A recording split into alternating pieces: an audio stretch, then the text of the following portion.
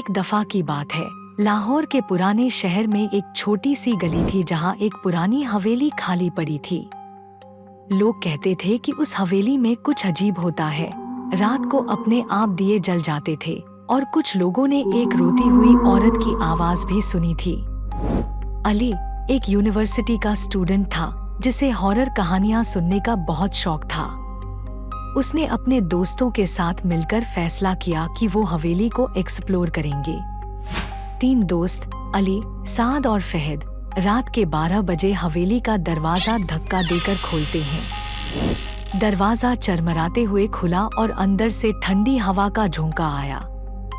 अंदर की हर चीज धूल से भरी हुई थी। उन्होंने अपनी टॉर्च ऑन की, लेकिन अंदर का अंधेरा इतना गहरा था कि रोशनी भी दब सी गई। एक कमरा था जिसके दरवाजे पर खून के हाथ के निशान थे।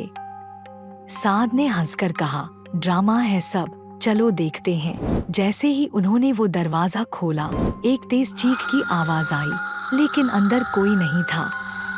अचानक टॉर्च बंद हो गई। फिर बर्फ जैसी ठंडी हवा ने उन्हें चारों तरफ से घेर लिया।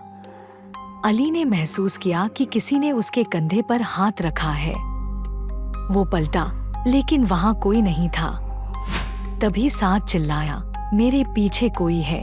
उन्होंने देखा कि एक सफेद कपड़ों में औरत, जिसका चेहरा जला हुआ था, हवेली के कोने में खड़ी थी।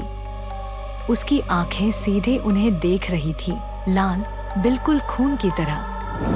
फहद ने भागने की कोशिश की, लेकिन दरवाजा बंद हो चुका था। वो सब चीखने लगे।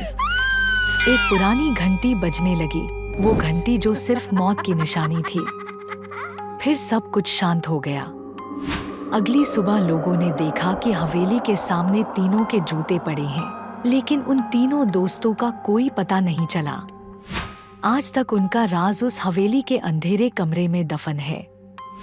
लोग कहते हैं कि अगर आप उस हवेली के पास से गुजरें, तो रात को चीखने की आवाजें सुनाई देती हैं, और एक रूह आज भी उस अंधेरे कमरे में किसी का इंतजार कर रही है। क्या तुम उस कमरे में जाने की हिम्मत रखते हो?